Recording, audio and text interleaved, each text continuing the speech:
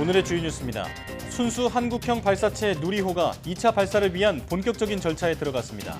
발사대로 옮겨져 수직으로 기립된 누리호는 연료와 산화제, 전력을 공급받을 엄빌리컬 케이블을 연결하는 등 발사 전 준비 작업을 계획대로 진행하고 있습니다. 과기정통부는 발사 당일인 16일 오전과 오후에 발사관리위원회를 열고 누리호 추진제 충전 여부와 최종 발사 시각을 결정합니다. 현재까지 누리호에 기술적인 문제는 없는 것으로 확인돼서 발사 성공에 대한 기대 섞인 전망이 나오고 있습니다. 코로나19 확산에 따른 학습 중단층 붕괴에 대해 조희연 서울시 교육감은 특별위원회를 꾸려 대응하겠다고 밝혔습니다. 위원회는 학력뿐 아니라 신체와 정서, 사회관계 등 모든 문제를 점검하고 대책을 마련할 방침이라는 설명입니다.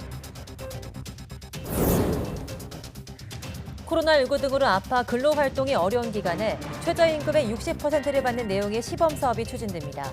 정부는 다음 달 4일부터 1년 동안 서울 종로구 등 6개 지역에서 이른바 아프면 쉴 수 있는 상병수당 시범사업을 시행하겠다고 밝혔습니다. 세계보건기구 WHO가 오는 23일 원숭이 두창의 국제적 공중보건 비상사태 선포를 검토하기 위한 긴급회의를 엽니다. 우리 질병관리청은 원숭이 두창의 국내 발생에 대비해 다음 달 치료제 도입을 추진하고 접촉자를 최장 21일 동안 자가격리하는 방안을 검토하고 있습니다.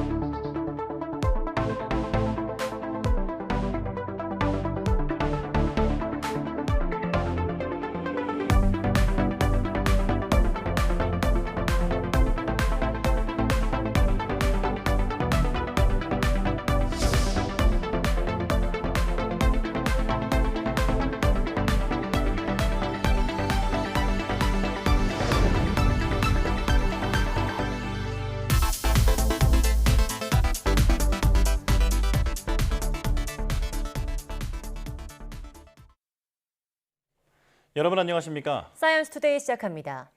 내일 발사 예정인 순수 한국형 발사체 누리호가 오늘 오전 발사대로 옮겨져 하늘을 향해 우뚝 섰습니다. 네, 연료와 산화제를 공급하기 위한 엄빌리컬 케이블을 연결하는 작업 등이 현재 진행 중인데요.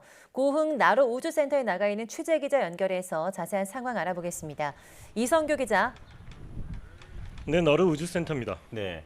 일정이 하루 늦춰졌던 누리호가 오늘 아침 발사대로 무사히 옮겨져서 오전에 기립을 마쳤다고요? 네, 말씀하신 대로 누리호는 오늘 오전 7시 20분 조립동을 출발해 약 1시간 10분에 걸쳐 제2발사대로 옮겨졌습니다. 누리호는 무인 특수 이동 차량, 즉 트랜스포트에 실려 이송됐는데요. 1.8km의 거리를 사람이 걷는 것보다 훨씬 느린 속도로 아주 천천히 이동했습니다. 최근 이곳 고흥 지역에는 비가 내리고 흐린 날씨가 이어졌지만 오늘 오전에는 비가 내리지 않아 이동 차량이 노면에서 미끄러지는 상황은 발생하지 않았습니다. 발사대에 도착한 누리호는 기립 준비 과정을 거쳐 오전 11시 30분에 기립과 고정 작업을 마쳤습니다. 기립은 수평 상태로 이송된 누리호를 이렉터를 이용해 수직으로 세우는 작업을 말하는데 약 2시간에 걸쳐 이루어졌고 기립이 완료된 뒤엔 누리호가 바람에 넘어지지 않도록 발사대에 고정하는 고정 작업도 완료했습니다. 죄송합니다. 네, 오전 일정이 예정대로 착착 진행됐다는 말씀이신데요. 오후에는 엄빌리컬 연결 등 작업이 진행되고 있죠. 네, 그렇습니다. 엄빌리컬은 우리말로 탯줄이라는 뜻입니다. 엄빌리컬은 누리호 발사에 필요한 연료와 산화제를 누리호에 공급하는 장치입니다. 누리호는 기존 나로 발사대와 달리 제2발사대에서 쏩니다. 높이 45m 엄빌리컬 타워를 설치해 누리호에 연료인 케로신과 산화제 등을 공급하는 겁니다. 엄빌리컬 타워를 통해 누리호에 연료와 산화제 그리고 전원 등을 공급하는 케이블을 연결합니다. 따라서 이 모든 과정을 순조롭게 진행해야 내일 오후 연료와 산화제 충전이 원활하게 이루어질 수 있습니다. 하지만 오늘 오후 3시 반에 하기로 예정돼 있던 준비 과정 브리핑이 갑자기 연기돼 혹시 무슨 이상이 생긴 것 아닌가 하는 의문이 일고 있습니다. 자세한 내용은 잠시 뒤 공식 브리핑을 통해 알 수 있을 것 같습니다. 네, 모든 과정이 순조롭게 진행되면 누리호가 드디어 내일 발사될 텐데요. 내일 일정은 어떻게 됩니까? 네, 내일은 직접 발사를 위한 마지막 작업이 오전부터 진행됩니다. 우선 수직으로 발사대에 세워진 누리호는 연료와 전기 개통을 중심으로 모든 부분을 종합적으로 점검하고 발사 약 4시간 전부터 연료와 산화제 주입을 위한 절차에 들어갑니다. 과학기술정보통신부는 내일 오전 10시 30분 누리호 발사관리위원회를 열어 연료와 산화제 충전 여부를 결정합니다. 또 오후 2시 발사관리위원회를 한 차례 더 열어 기술적인 준비 상황과 기상 상황, 우주 물체와의 충돌 가능성 등을 살펴보고 누리호 최종 발사 시각을 결정할 예정입니다. 하지만 여기서 최종 발사 시각이 결정돼도 이후 진행 과정에서 결정적인 돌발 변수가 생기면 조정될 수도 있습니다. 현재로서는 내일 오후 4시 발사가 유력합니다. 지금까지 고흥나로우주센터에서 전해드렸습니다.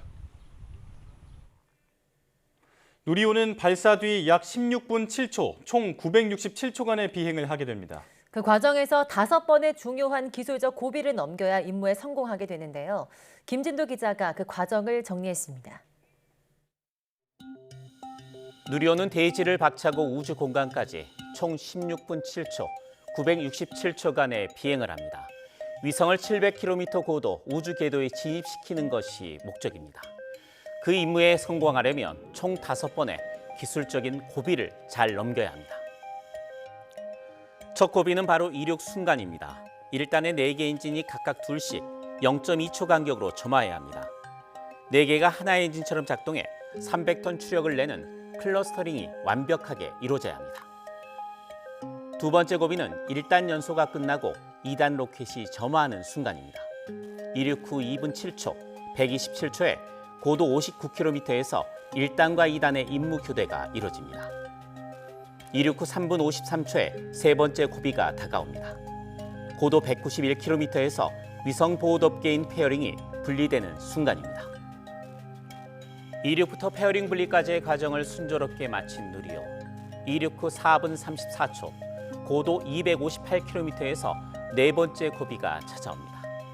2단이 분리되고 3단 엔진이 점화되는 순간입니다. 3단 로켓은 521초, 8분 넘게 날며 700km 고도까지 올라가야 합니다.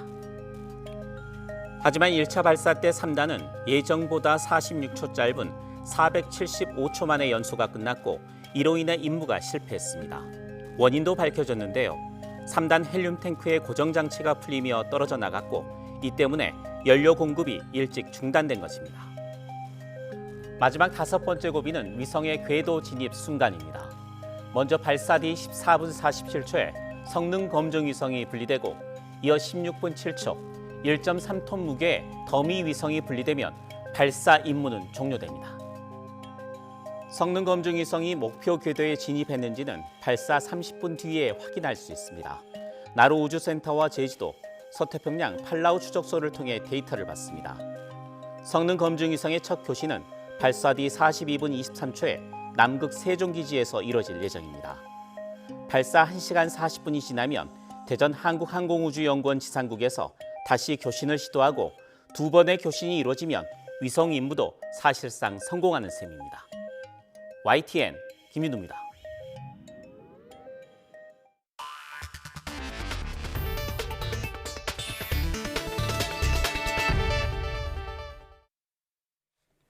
코로나19 환자가 치료 뒤에도 후유증을 겪는 이른바 롱코비드에 대한 우려가 커지는 가운데 국내 연구에서도 다양한 증상이 발견됐다는 결과가 나왔습니다. 김원희 더불어민주당 의원실이 질병관리청에서 받은 코로나 후유증 연구 현황 보고서를 보면 정진원 중앙대 교수팀이 지난 2020년에서 2021년 고혈압 등 기저질환을 가진 고령의 코로나 환자 130명의 폐 기능을 추적한 결과 80%인 104명이 회복 뒤에도 폐렴이 관찰됐습니다. 폐렴 진단 7일 뒤에 병변의 범위가 절반으로 줄긴 했지만 이후 2개월까지 해당 범위가 유지됐고 4에서 6개월이 지나서야 줄어들기 시작했습니다. 송진우 아산병원 교수팀이 2021년에서 2022년 중증 폐렴을 앓았던 코로나19 환자 110명을 상대로 관찰한 결과에서는 회복 한 달 뒤 CT 촬영이 가능했던 65명 가운데 폐섬유와 소견을 보인 경우가 73%인 48명이었습니다. 코로나19 유행으로 아프면 쉴 수 있는 제도 마련 요구가 커지자 정부가 다음 달부터 상병수당 시범 사업을 추진하기로 했습니다. 상병수당은 근로자가 업무와 관련 없는 질병이나 부상으로 아플 때 소득을 지원하는 제도입니다. 중앙재난안전대책본부는 다음 달 4일부터 6개 지역에서 상병수당을 시범 시행한다고 밝혔습니다. 해당 지역은 서울 종로구와 경기 부천시, 충남 천안시, 경북 포항시, 경남 창원시, 전남 순천시 등 6곳입니다. 정부는 이 지역을 3개 그룹으로 분류해 대기 기간과 최대 보장 기간 등을 달리 적용한 모형을 각각 적용해 1년 동안 시행할 방침입니다. 상병수당은 하루 43,960원을 지원하고 시범사업 지역에 거주하는 취업자와 지자체가 지정한 협력사업장 근로자를 대상으로 합니다. 조희연 서울시 교육감이 코로나19 확산에 따른 학습 중간층 붕괴 우려를 표하면서 특별위원회를 꾸려 대응하겠다고 밝혔습니다. 조 교육감은 15일 서울시 교육청에서 열린 3기 출범 준비 기자회견에서 시급히 다룰 현안은 코로나19로 학생들이 어떤 피해를 겪었는지 살피고 대처하는 것이라며 이같이 말했습니다. 이에 따라 갇힌 코로나19 상흔 회복 교육특별위원회를 구성해서 학력뿐 아니라 신체와 정서, 사회관계 등 모든 문제를 종합적 관점에서 점검하고 대책을 마련하기로 했습니다. 또 3기 출범에 대비해서 반상진 전북대 교수를 위원장으로 하는 공존교육전환위원회도 구성했습니다. 이와 함께 10개 분과위원회로 구성된 공존교육전환자문단과 학교의 중장기적 현안을 다루는 학교개혁추진단을 통해 공존의 서울교육을 추진하겠다고 덧붙였습니다. 세계보건기구 WHO가 오는 23일 원숭이 두창의 국제적 공중보건 비상사태 선포를 검토하기 위한 긴급회의를 엽니다. 국제적 공중보건 비상사태는 코로나19처럼 질병과 관련해서 최고 수준의 경보 단계입니다. 강상욱 기자입니다. WHO는 원숭이 두창의 발병과 확산이 이례적이고 우려스러운 일이라고 진단했습니다. 이에 따라 이 사태가 국제적 공중보건 비상사태에 해당하는지를 평가하기 위한 전문가 긴급회의를 오는 23일 소집하기로 했다고 밝혔습니다. 테워드로스 거브로예소스 WHO 사무총장은 이번 회의를 토대로 비상사태 선포를 결정하게 될 것으로 보입니다. 국제적 공중보건 비상사태는 현재 코로나19와 소아마비가 적용 대상입니다. 코로나19의 경우 2020년 1월 말 비상사태가 발령돼 지금까지 유지되고 있습니다. The global outbreak of monkeypox is clearly unusual and concerning. It's for that reason that I have decided to convene the emergency committee under the international health regulations next week. WHO는 바이러스 확산을 막기 위해 접촉자 추적과 감염자 격리 등의 조치를 권고하면서도 대규모 예방 백신 접종은 아직 이르다는 입장을 밝혔습니다. 원숭이 두창에 대한 예방 효과가 있는 것으로 알려진 천연두 백신은 임상 데이터가 부족하고 공급도 충분하지 않다고 지적했습니다. WHO는 원숭이 두창이 지금까지 전 세계 39개 국가에서 1,600여 건의 확진 사례가 보고됐고 의심 사례는 1,500여 건으로 파악됐다고 밝혔습니다. 또한 가능한 빨리 원숭이 두창의 새로운 명칭을 발표하기로 했습니다. 원숭이 두창은 1958년 원숭이로부터 바이러스가 처음 발견되면서 붙여진 이름이지만 바이러스의 기원이 여전히 불확실하기 때문에 명칭 변경이 필요하다는 의견이 제기되어 왔습니다. YTN 강성욱입니다. 우리 정부는 원숭이 두창 국내 발생에 대비해 다음 달 치료제를 도입하기로 했습니다. 확진자는 입원 격리하고 밀접 접촉한 고위험군은 3주 동안 자가 격리하는 방안이 검토되고 있습니다. 이영환 기자입니다. 원숭이 두창 국내 확진자가 생기면 격리 치료받게 됩니다. 수포 등 관련 증상이 사라져 감염력이 없어질 때까지 국립중앙의료원에 입원하게 됩니다. 접촉자는 확진자에 노출된 정도에 따라 3단계로 나뉩니다. 확진자 증상 발현 21일 이내 성적으로 접촉하거나 동거하는 등 밀접 접촉이 있으면 고위험군에 해당합니다. 보호구를 쓰지 않고 확진자를 진료한 의료인 등은 중위험군, 가깝지 않은 거리에서 단순 접촉한 경우는 저위험군으로 분류합니다. 이 가운데 고위험 접촉자만 3주 자가 격리하는 방안이 검토 중입니다. 코로나와 같은 호흡기 감염병과는 좀 다르게 전파력이 그렇게 높지 않다라고 판단을 하고 있고요. 우리가 모니터링하면서 필요한 경우에는 그 방역 정책을 조정해 나갈 수도 있다라는 말씀.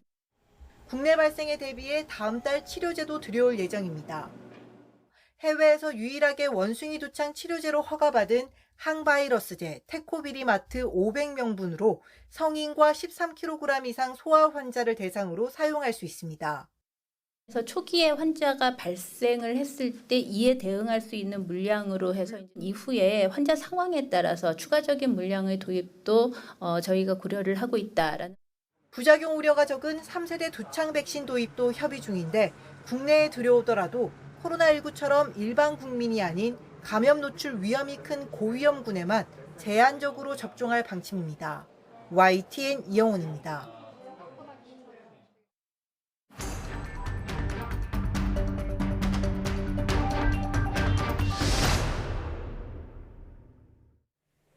코로나19 신규 환자가 닷새째 10,000명 미만을 기록하는 등 꾸준한 감소세를 이어가고 있습니다. 정부는 코로나19 확진자의 격리 의무 완화 방안을 고려하면서도 여름철 재유행을 우려하고 있습니다.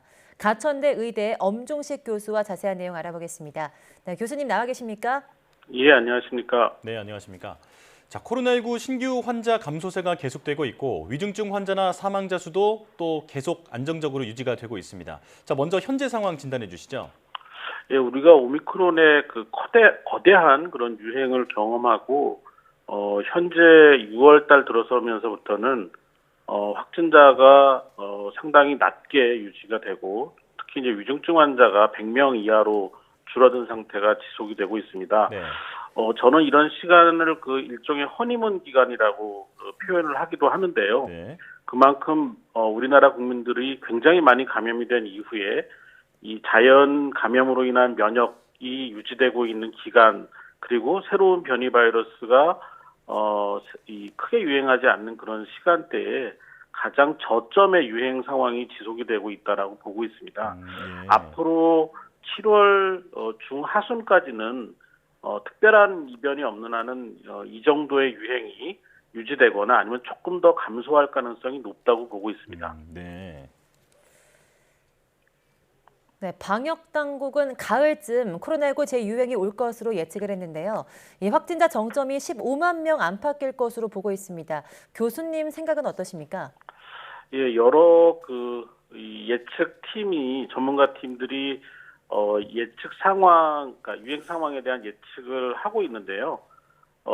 여기에 몇 가지 좀 변수가 있습니다. 첫 번째 변수는 앞서 말씀드린 것처럼 오미크론의 그 거대한 유행을 경험하면서 우리 국민들이 얻게 된 이런 자연 면역이 언제쯤 감소를 본격적으로 하게 되고 이런 면역의 감소가 이제 광범위하게 유지가 되느냐라는 그 관점이 하나가 있고요. 또 하나는 이제 새로운 변이가 얼마나 퍼져 나가느냐 이 두 가지가 가장 중요한 지점이 될 것 같습니다. 지금 예측대로라면 만약 그 새로운 변이가 유입이 되고 3개월에서 6개월 사이에 이 자연 감염으로 인한 면역이 충분히 감소를 하게 되는 경우에는 네.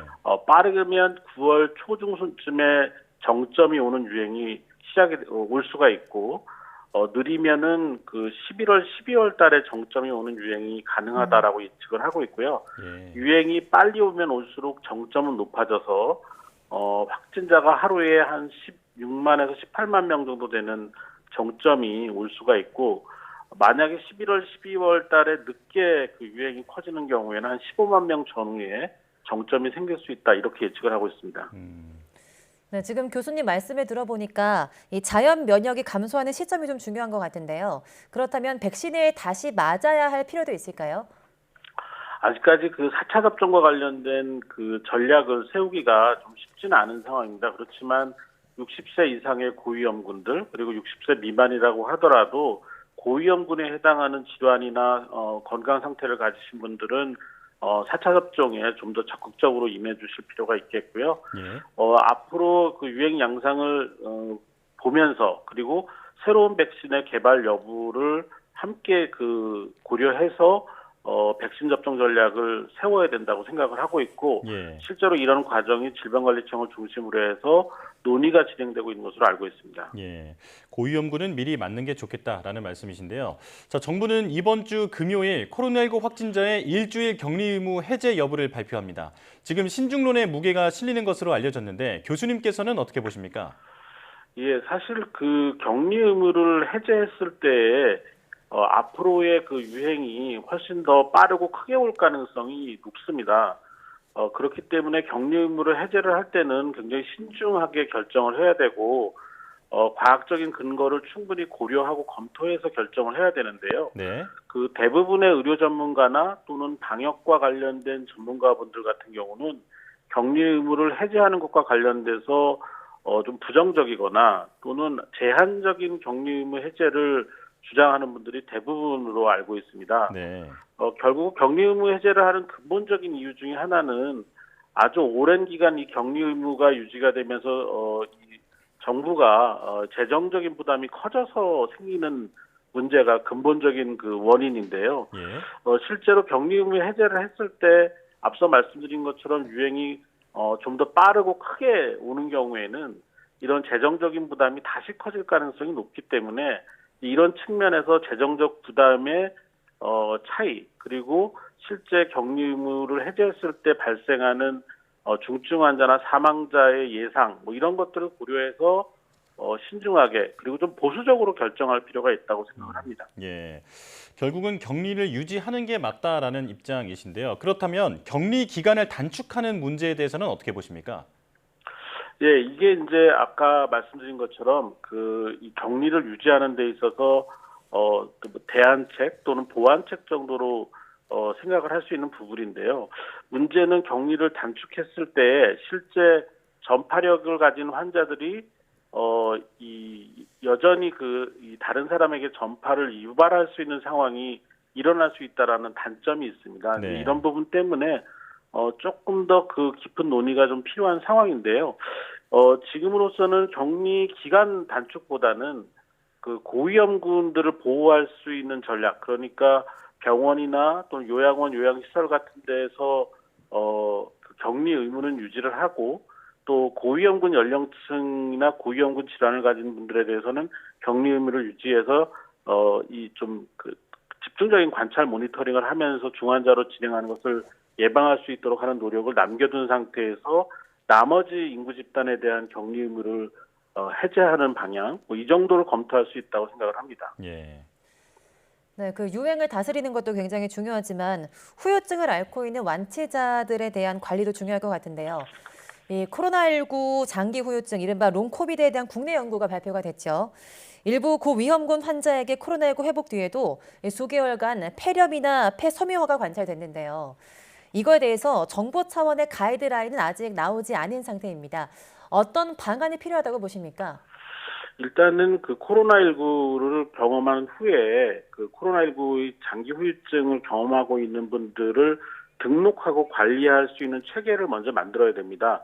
그래서 여기서 등록되고 관리되는 그 코로나19의 후유증을 앓는 환자들을 대상으로 해서 좀 충분한 좀 조사가 이루어지면서 실제 이제 진단 기준이나 진단 방법을 어떻게 할지를 결정하고 이분들이 이 롱코비드 증후군에 해당하는 것으로 진단이 된 경우에 어떤 임상적인 경과를 거치는지를 관찰하면서 여기에서 이제 진료 지침이나 치료 지침을 만들어가는 과정이 굉장히 중요하다고 보고 있고요. 예. 실제로 이제 정부는 한 10,000명 정도의 인구 집단을 대상으로 해서 그러니까 롱코비드 증후군을 경험하는 그런 분들을 대상으로 해서 등록 체계를 만들어서 앞으로 관리하면서 실제 연구와 함께 치료를 진행할 것으로 발표를 하고 있어서 이 부분이 좀 가능한 좀 빠르게 시작이 돼야 된다고 생각을 하고 있습니다. 네.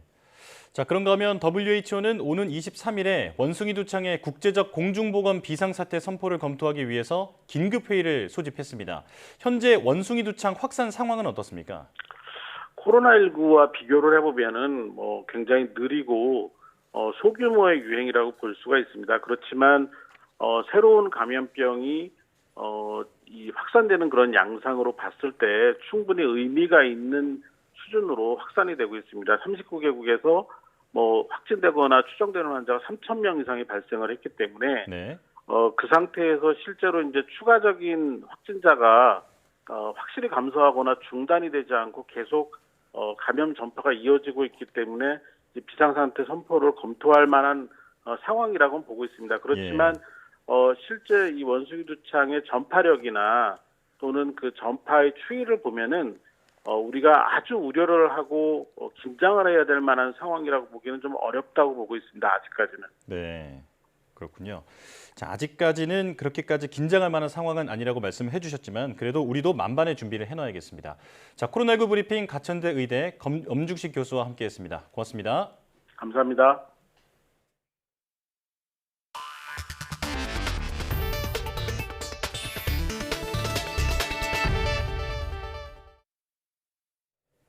(4대강) 사업으로 만들어진 낙동강 상류의 상주보에서 최근 4급수 생물인 실지렁이와 깔따구 유충이 발견돼 수질 오염에 대한 우려가 나옵니다.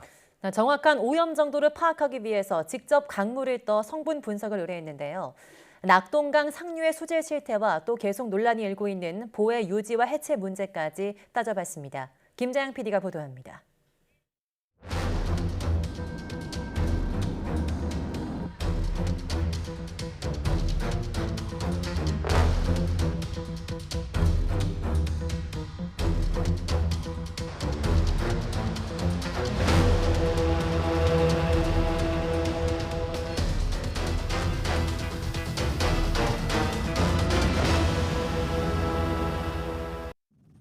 지난 2012년 완공된 낙동강 상류 상주보입니다. 얼핏 깨끗한 강처럼 보이지만 가까이 가보면 상황이 다릅니다. 강의 가장자리에는 녹조가 밀려와 쌓여 있고 바닥에서는 악취를 풍기는 새카만 진흙이 나옵니다. 오염된 물에서 사는 벌레들도 발견됩니다. 강바닥을 살펴보기 위해 직접 물로 들어가 봤습니다. 이렇게 직접 흙을 퍼보면 4급수 이하에서 사는 실지렁이와 깔따구 유충 등이 눈으로도 확인됩니다. 낙동강 상류에서 4급수 지표정이 처음 발견된 건 지난 4월. 환경단체는 물길을 막는 보가 원인이라고 지목합니다. 과거에는 여기가 1급수 지역이었습니다. 그런데 지금은 4급수로 전락을 했다. 상주보의 정확한 오염 수치는 어떨까? 유리병 2개의 강물을 담아 꾸준하게 4대강 수질을 모니터하고 있는 부경대학교 이승준 교수 연구팀에 성분 분석을 의뢰했습니다. 가장 심각한 건 질소 함유량. 녹조를 유발하는 대표적인 성분인데 두 병에서 각각 리터당 1.972와 2.021mg이 나와 환경부 기준으로 매우 나쁨을 훌쩍 넘었습니다.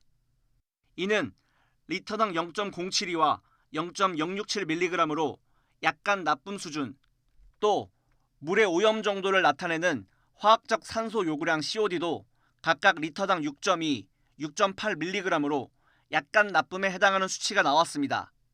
매우 나쁨은 물고기가 아예 살 수 없는 물, 또 약간 나쁨은 농업용수 또는 고도의 정수 처리 뒤 공업용수로 사용이 가능한 물로 생활용수 사용은 어렵습니다. 전날 비가 온 것을 고려해도 지금 현재 하천의 물 상태가 매우 오염됐다는 걸 볼 수 있고요. 또 차후 녹조 발생이나 여러 가지 환경 오염이 우려되는 상황입니다. 낙동강의 상류 지역까지 오염이 확인된 상황에서 당장 문제는 수상 레저 활동입니다. 이 정도의 수질에선 단순 접촉만으로도 피부병의 원인이 될 수 있다고 일부 전문가들은 경고하고 있습니다. 녹조가 에어로졸 형태로 몸에 흡수될 수도 있고, 그리고 만약에 수상활동 하다가 물에 빠질 수 있잖아요. 그러면은 피부를 통해서도 그 독성 물질이 인체에 흡수된다는 연구 결과들이 많습니다. 상주시는 2016년부터 수상 레저를 운영해왔지만 지금까지 특별한 문제가 없었다고 해명합니다. 사람들이 이거 들어와서 속임에서 걷고 어떤 무토가 났다든지 이런 증상도 있는 것도 아니고. 4대강 정비 사업으로 상주보가 만들어진 지도 어느덧 10년. 4대강 건설부터 이어진 환경단체와 지역주민들의 갈등도 여전히 현재 진행형입니다. 환경단체는 수질 정화와 환경 보존을 위해 보의 개방과 해체를 주장하지만 식수도 안전하지 못하고 그물로 농사를 지었더니 농작물도 안전하지 못한 어떻게 보면 재앙적인 상황입니다. 지역 주민들은 농업용수 확보 등 현실적인 이유로 반대하고 있습니다. 보가 없을 때는 가뭄만 되면 물 푼다고 양수기를 몇 대씩 대고 이래 했었거든요. 그런데 지금은 지하수가 물 수위가 높이 차 있기 때문에 간정의 물도 흔하게 나오고. 환경부는 4대강 유역의 보호 해체는 지역사회와 이해관계자들의 논의를 거쳐서 결정된다고 밝혔습니다. 특히 낙동강의 경우 4대강 찬성 여론이 높아 보호 해체나 개방이 어렵다고 설명했습니다. YTN 김재항입니다. 해마다 발표되는 통계 가운데 가장 가슴 아픈 통계는 아마도 자살률일 겁니다. 네, 코로나19 첫 해인 2020년 우리나라 전체 자살률이 2019년보다 조금 줄었지만 여전히 OECD 회원국 중 최고 수준인 것으로 나타났습니다. 기정훈 기자입니다. 코로나 첫 해인 지난 2020년 우리나라에서 극단적 선택을 한 사람은 13,195명, 2011년에 비해 2,000명 넘게 줄었습니다. 10만 명당 자살률도 25.7명으로 9년 만에 6명 감소했습니다. 하지만 여전히 OECD 국가 중 1위, 연령 표준화값을 적용한 자살률로 비교했을 때 우리나라는 10만 명당 24.6명으로 OECD 회원국 평균 11명보다 2.2배 높았습니다. 2003년 이후 2016년과 17년 딱 2번 빼고 1위를 지킨 불명예 기록입니다. 10대와 20대만 빼곤 전 연령층 자살률이 1위였고 특히 65세 이상 노인의 자살률은 46.6명으로 OECD 평균 17.2명에 2.6배에 달했습니다. 또 80세 이상의 자살률은 10만 명당 62.6명으로 다른 연령층에 비해 눈에 띄게 높았습니다. 다른 연령대보다 육체적 질병 문제로 인한 자살 비율이 높은 것으로 나타나고 있습니다. 한국의 노인 빈곤율이 OECD 1인 정도로 높은 것을 고려했을 때 이 육체적 질병 문제와 그로 인한 경제적 부담 등이 높은 자살률의 원인이 되는 것으로. 그나마 다른 연령층은 소폭이라도 줄고 있지만 청소년 자살은 늘고 있어 큰 문제입니다. 극단적 선택을 한 청소년은 지난 2016년 744명이던 것이 2020년 957명으로 늘었습니다. 하루 2명꼴이던 게 하루 거의 3명꼴로 는 셈입니다. 최근 SNS나 대중매체, 또래 집단 내에서의 학습으로 자해 행동이나 자살 행동이 늘고 있습니다. 더불어 코로나 시대 아이들이 학교에 가지 못하면서 가족 내에서 갈등이 심화되었고 그로 인해 정서적인 어려움을 호소하는 아이들이 늘고 있는 것으로 생각되고 있습니다. 성별로 보면 남자의 자살률이 35.5명으로 여자의 15.9명보다 2.2배 높았지만 자해 자살 시도로 병원에 실려온 경우만 보면 오히려 여자가 1.5배 넘게 많았습니다. 자살 동기를 살펴보니 남자의 경우엔 연령별로 이유가 달랐지만 여자는 모든 연령대에서 정신적 어려움이 가장 높은 것으로 나타났습니다. 지역별 자살률은 충남과 제주, 강원이 높았고 월별로는 7월과 8월, 5월에 많았습니다. 자살 예방 정책 수립을 위해 발간하는 자살 예방 백서는 지난 2014년 시작돼 이번이 9번째입니다. YTN 기정훈입니다.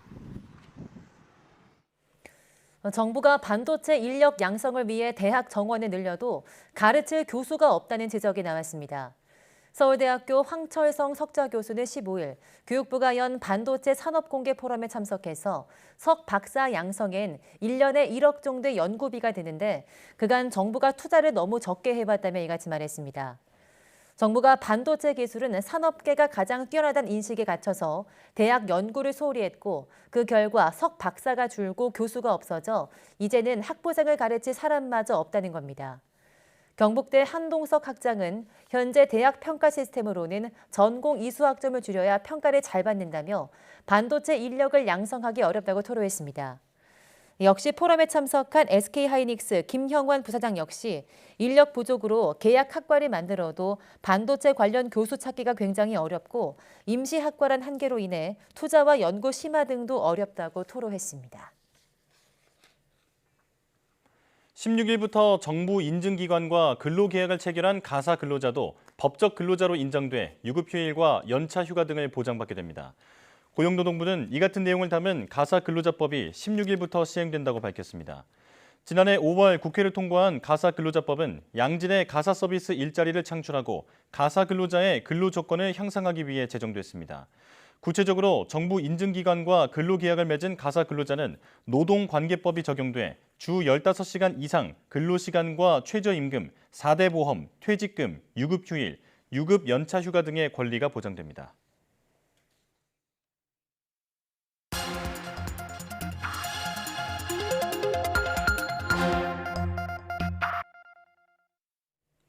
다양한 분야의 과학 이슈를 과학 기자의 시각으로 집중 분석하는 사이언스 취재 파일 시간입니다. 네, 오늘은 양회영 기자와 함께합니다. 어서 오세요. 안녕하세요. 네, 오늘은 어떤 이야기를 해볼까요? 네, 지난 겨울부터 이어진 이 가뭄에 대한 이야기를 좀 해볼까 합니다. 네. 지난 겨울에 이제 50년 만에 가장 심한 가뭄을 기록을 했죠. 그리고 이게 결국 봄까지 이어오면서 지금 역대 최악의 상황으로 치닫고 있는데요.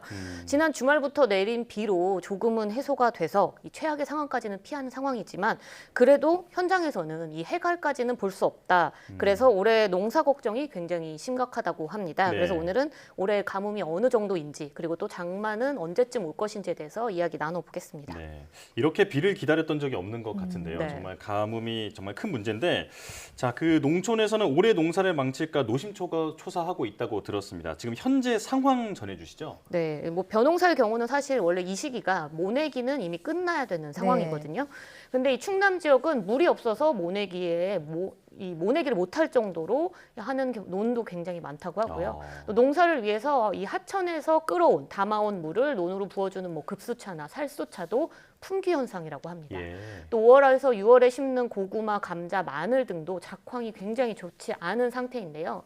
강원도 정선에 있는 한 농가의 경우는요, 이 옥수수를 심기 위해서 밭을 갈아야 되니까 기계를 가지고 올라갔는데 기계가 밭에 들어가지 않을 정도로 땅이 메마른 상태였다고 합니다. 네네. 이 장기간 가뭄에 저수지와 강도 메마르면서 이 쩍쩍 갈라진 바닥을 드러내고 있는데요. 충남 홍성군에 있는 벽정 저수지의 경우는 평년 대비 3분의 1 수준으로 저수량이 떨어졌고요. 또 강원도 인제에 있는 소양강 상류는 바닥을 드러낸 상태라고 합니다. 그렇군요. 네, 지금 지나간 화면만 봐도 정말 가뭄이 좀 심각하다 이렇게 볼 수가 있는데요. 이 수치로 봤을 땐 어느 정도로 심각한 걸까요? 네, 뭐 수치도 아주 심각한 상황입니다. 이 50년 만에 겨울 가뭄에 이어서 앞서 이야기했지만 올해 봄마저 이 비가 거의 내리지 않음으로써 역대 최악의 가뭄이 계속 이어져 가고 있는 건데요. 네. 지난 주말부터 최근까지 이 지역에 따라서 비가 조금씩 내렸잖아요. 예. 그래서 6월 6일까지를 기준으로 한 전국 누적 강수량을 살펴봤습니다. 표로 준비했는데 지금 전국 평균 강수량이 6개월 기준으로 193.6mm입니다. 이 정도면 또 어느 정도 비가 온 것 같다 이런 느낌일 수도 네. 있는데 이건 평년에 55.6%에 그친 수준입니다. 예. 이 원래대로라면 최근 6개월 사이 강수량이 300mm는 넘어야 하거든요. 양으로 보면 아직 150mm 이상 아주 부족한 상황이라고 볼 수 있습니다. 네. 이렇다 보니까 이 전국적으로 가뭄이 계속 이어지고 있다 이런 이야기가 나오고 있는 겁니다. 네, 이게 기분상이 아니라 그냥 정말로 수치상으로 작년의 절반밖에 안 되는 거군요. 네. 자, 그런데 지역에 따라서 비가 오기도 했는데 그런 지역 중에서도 가뭄이 지금 가장 심각한 지역은 어딘가요?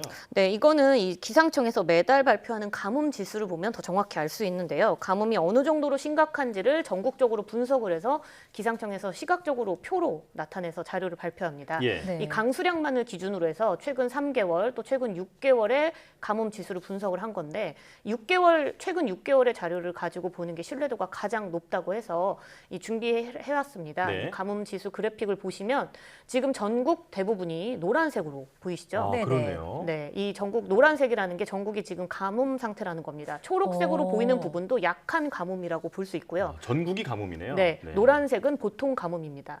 그런데 충청과 영남 지방을 보시면 색깔이 어떻죠? 좀 더 짙네요. 네, 진한 주황색으로 돼 있어요. 예. 여기가 심한 가뭄 상태인 건데 경계를 해야 하는 지역이다 이렇게 보시면 됩니다. 네. 이렇게 전국적으로 가뭄이 나타난 데에는 이 지난 5월 강수량이 또 가장 큰 역할을 했다고 하는데요. 예.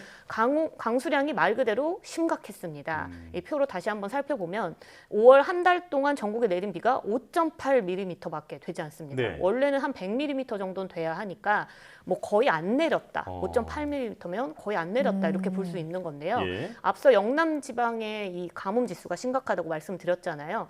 특히 거창에서는 5월 한 달 동안 비가 한 번도 내리지 않았다고 하고요. 네.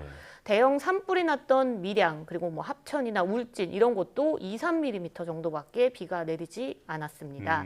이 강수 일수조차 뭐 하루 이틀 정도로 그쳤기 때문에 비가 거의 안 온 건데 이런 지역들은 대부분 100mm 이상의 비가 현재 더 와야 하는 상황입니다. 그렇군요. 네, 지도를 보니까 거의 전국 대부분 지역이 가뭄이다 이렇게 말할 수가 있을 것 같은데요. 네.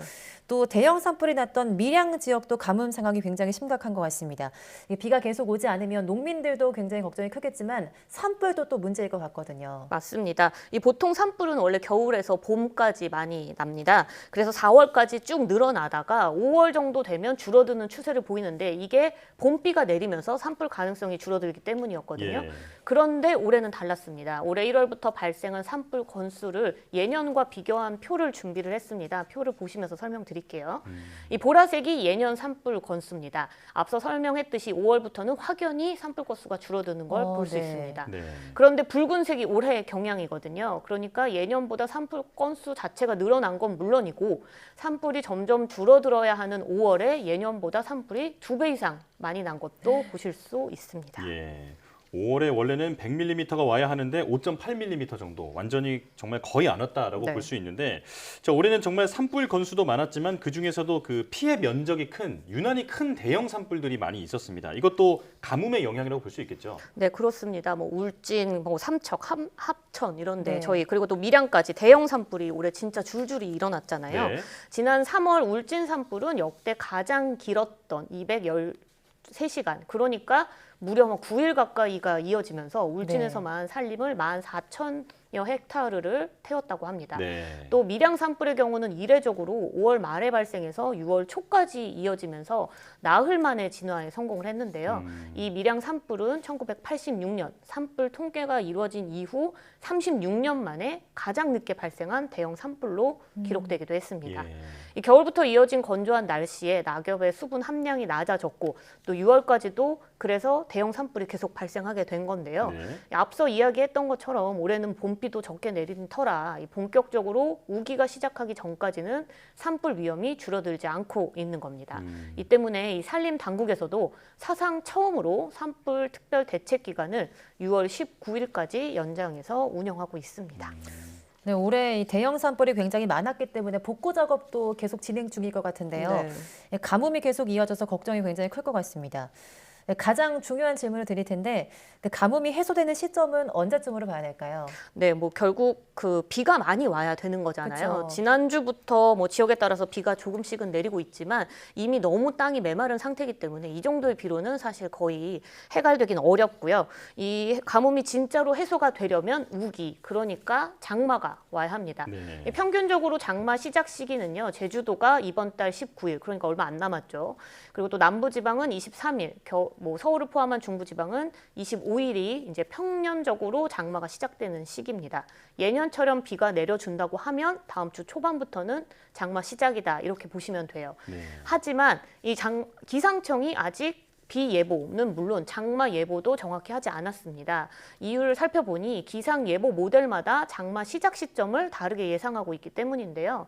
또 지금 현재 우리나라 상층에 분포한 찬 공기가 아직 세력이 굉장히 강한 상태라고 합니다. 네. 그래서 이제 남부 지방에서 장마 전선이 만들어질지언정 내륙으로 이 장마 전선이 올라올 수 있을지 없을지는 아직 미지수 상태입니다. 예. 일부 모델에서는 21일 전후해서 이 남해안 지역 또 21일 이후 내륙에 장마가 시작될 것이다. 뭐 이런 전망도 있긴 한데 이 기상청 역시 22일쯤엔 이 제주도에 비가 올 것으로 예상을 하고 있습니다. 장마는 아니지만 비는 예보를 하고 있거든요. 예. 그래서 다음 주에는 이 가뭄이 해소할 수 있는 비가 전국에 충분히 내리길 좀 기대를 해볼 수는 있습니다. 네. 마지막으로 제가 또 한 가지를 좀 덧붙이자면 이 올해 장마 기간에 비가 자주 내리진 않지만 한 번 내릴 때 집중호우로 굉장히 많이 쏟아질 가능성이 있다고 합니다. 예. 특히 산불이 난 곳은 땅이 이미 메말라 있는 데다가 산불이 나면 이 나무의 뿌리들이 약해지거나 타버려서 이 집중호우가 생겼을 경우 토양 유실 가능성이 커지거든요. 그래서 올해 산불 발생 지역에서는 특히나 이번 장마 기간에 이 산사태 등 2차 피해에 대한 대비도 해야 할 것으로 보입니다. 네. 자, 오늘 가뭄이 얼마나 심각한지를 알아봤는데 오죽 가뭄이 심하면 이제 콘서트에서도 물을 쓰지 말아야 한다라는 목소리까지 나오고 있잖아요. 자, 또 한편에서는 빗물 재사용 같은 그런 수자원 관리 체계도 손봐야 한다라는 목소리가 나오고 있는데 이번 가뭄을 계기로 물 관리 체계도 좀 돌아볼 필요가 있어 보입니다. 자, 사이언스 취재파의 양회영 기자와 함께했습니다. 고맙습니다.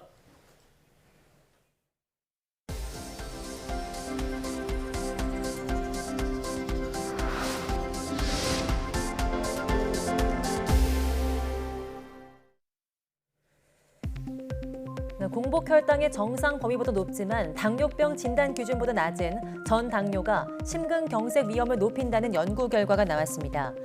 미 러커스대 연구팀은 179만 명의 의료 기록을 분석한 결과 전 당뇨에 해당하는 사람은 그렇지 않은 사람보다 심근경색에 걸릴 위험이 41% 높았다고 밝혔습니다. 또 전 당뇨가 있는 경우 혈관이 좁아지거나 막히는 증상을 해결하기 위한 시술을 받을 위험도 2배 가까이 높았다고 설명했습니다. 연구팀은 이번 연구가 당뇨병뿐 아니라 전당뇨를 예방하는 것도 매우 중요하다는 사실을 보여준다고 말했습니다. 한국전자통신연구원 에트리는 탄소 중립의 해법으로 꼽히는 마이크로 그리드의 핵심 기술에 대한 국제 표준을 개발했습니다. 마이크로 그리드는 전기와 ICT 기술을 융합해 소규모 지역의 전력 공급과 수요를 자체적으로 관리해 에너지 이용 효율을 극대화하는 전력망 시스템입니다. 이번에 국제 표준으로 승인된 내용은 에너지 저장 장치를 전력 수요 관리와 비상전원 용도로 활용하기 위한 요구 사항에 대한 정의와 산업 시설의 수요 반응을 기반으로 한 에너지 관리 시스템의 정의 등 2건입니다. 국내 연구진이 온도에 따라 색깔이 바뀌는 고체 산화물을 개발했습니다. 포스텍 연구팀은 몰리브덴이라는 금속의 산화물을 이용해서 상온에선 투명하고 뜨거워질수록 노란색으로 바뀌는 열 변색성 물질을 개발했다고 밝혔습니다. 연구팀은 기존의 열 변색성 물질은 100도 이상의 높은 온도에선 손상돼 고온 공정이 필요한 산업 현장에 활용되긴 어려웠다며 이번 물질은 300도에서도 손상되지 않는다고 설명했습니다. 또 이번 물질을 이용해서 파이프라인이나 고로를 만들면 열화상 카메라가 없어도 장비의 온도를 알 수 있다고 덧붙였습니다. 카이스트가 16일 서울 코엑스 2층 아셈볼룸에서 제3회 카이스트 스타트업 테크플라자를 개최한다고 밝혔습니다. 카이스트 스타트업 테크플라자는 국내외 첨단 기술과 기업, 인재 간 만남의 자리를 마련해 카이스트 기술 창업가를 육성하기 위한 행사입니다.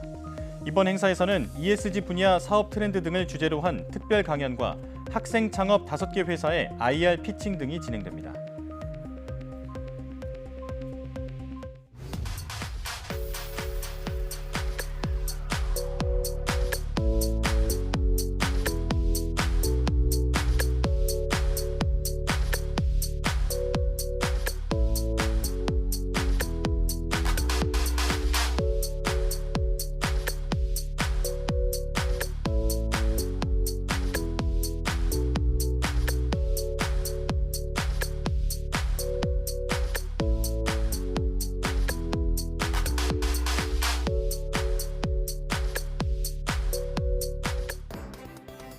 지난 겨울부터 계속된 심각한 가뭄으로 농민과 어민들의 마음도 함께 타들어가고 있습니다.